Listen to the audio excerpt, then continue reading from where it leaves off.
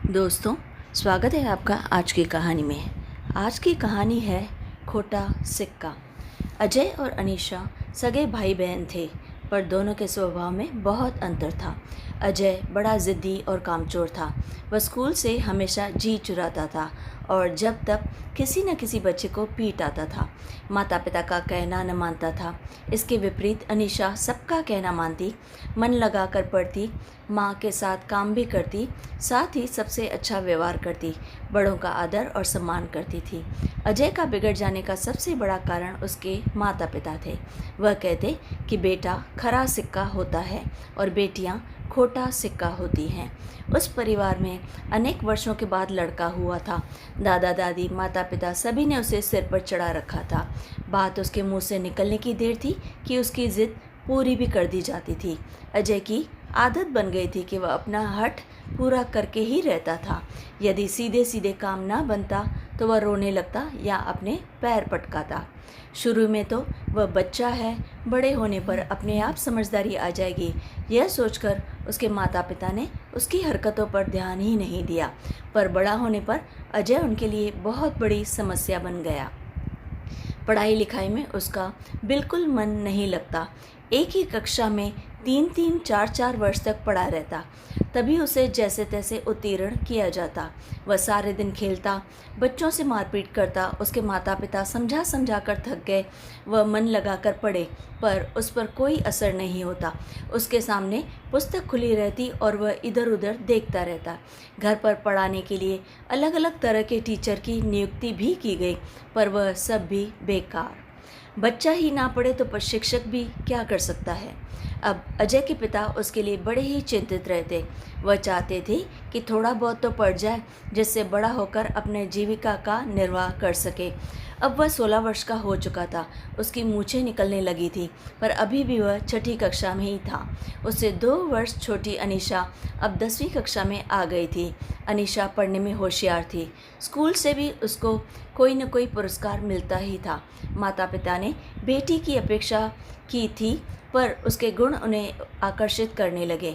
वह अनीशा की प्रशंसा करते तो अजय चिढ़ बैठता और किसी न किसी बहाने से अनीशा को तंग किया करता और उसे मारता। अनीशा इसे भी चुपचाप सह लेती। कभी भी माता पिता से भाई की शिकायत नहीं की। वह जानती थी कि अंत में भाई का ही पक्ष लेंगे। समय के साथ अजय और अनीशा दोनों बच्चे बढ़ते गए। अजय के साथी भी उसके जैसे थे, पढ़ाई से जी चुराते थे, इधर उधर उधम मचाने वाले। अजय ने उनके साथ रहकर सिनेमा देखना, पान खाना, सिगरेट पीना, नारेबाजी, हुल्लड़बाजी, यह सब काम भी सीख लिए थे।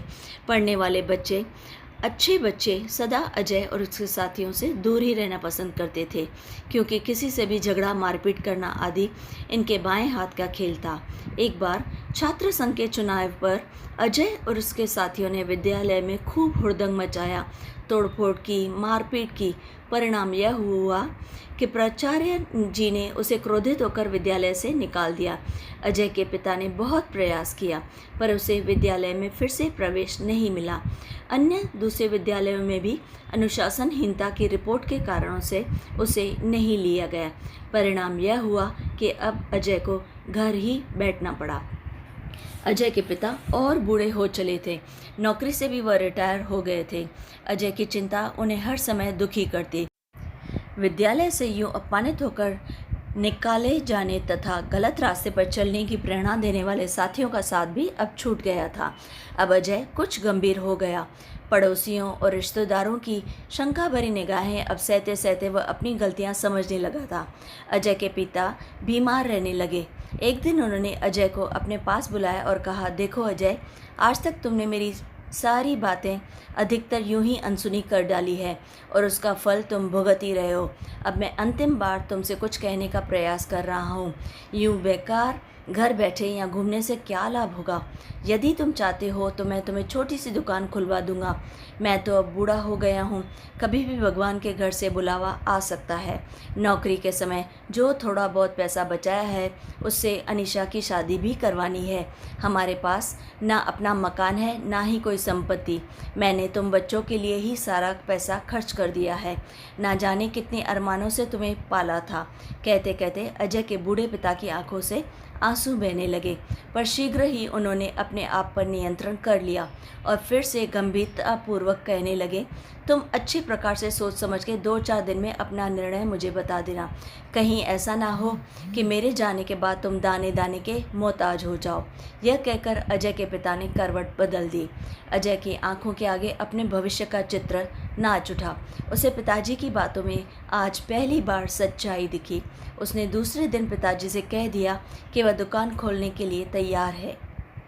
अजय के पिता ने थोड़ी पूंजी लगाकर उसके लिए छोटी सी दुकान खुलवा दी। साथ ही यह भी कह दिया कि उसके पास जो भी धन था वह उन्होंने लगा दिया है। अजय को लाभ और हानि सहने के लिए स्वयं तैयार रहना होगा। अब अजय सारे दिन अपनी छोटी सी दुकान पर बैठा रहता। उसकी समझ में यह बात भी आ गई थी कि धन कमाना कितना कठिन है। पढ़ने के समय पिता का धन बिगाड़ने का उसे अब अधिक दुख होता था। अनीशा सदैव अच्छे अंकों से पास होती गई। वह बैंक की प्रतियोगिता परीक्षा में बैठी और वहाँ भी पास हो गई। साथ ही साथ बूढ़े माता पिता का हाथ बटाने लगी। घर के खर्चे की कुछ जिम्मेदारी उसने अपने ऊपर ली और उसने अपने माता पिता की चिंता भी दूर कर दी। अब माता पिता, पड़ोसी, रिश्तेदार सभी अनीशा की प्रशंसा करते थकते नहीं थे। अनीशा ने बैंक अधिकारी के रूप में कुशलता से अपना काम करते हुए अधिकारियों और सहकर्मियों में सम्मानपूर्वक अपना स्थान बना लिया था।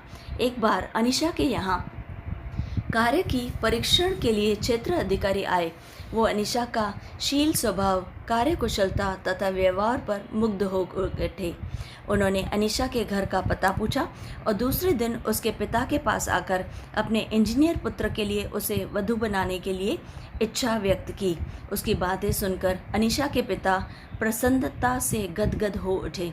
उनकी आंखों से आंसू बहने लगे और मुंह से अनायास ही निकल पड़ा, बेटी तो खरा सिक्का निकली और बेटा खोटा सिक्का। अनीशा के ससुराल वालों की इच्छा के अनुसार जल्द ही सादगी पूर्व समारोह में उनका विवाह हो गया। अब घर की जिम्मेदारी पूरे तरीके से अजय पर आ गई थी।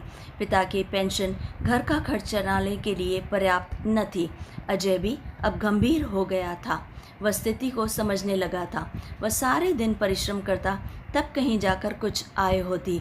अजय यही सोचता कि यदि वह माता पिता की कहना मानकर मन लगाकर पढ़ाई करता तो आज वह अनीशा की भांति अच्छी नौकरी पर होता, स्वयं सुखी संतुष्ट रहता और सभी से आदर पाता। पर अब पछताने से क्या होता है। उसने जीवन का सबसे अमूल्य समय विद्यार्थी काल व्यर्थ ही गवा दिया। अब तो वह परिस्थिति के अनुसार जीवन चलाने के लिए व्यवस्थित था।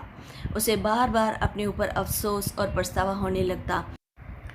सच है, बचपन से किशोरावस्था तक का समय ही भविष्य को उज्जवल बनाने वाले गुण और शिक्षा प्राप्त करने का समय है। इसे यूं ही निकम्मेपन में गंवा देने पर जीवन भर कष्ट हो सहना और असंतुष्ट जीवन बिताते हुए पछताना ही शेष रह जाता है।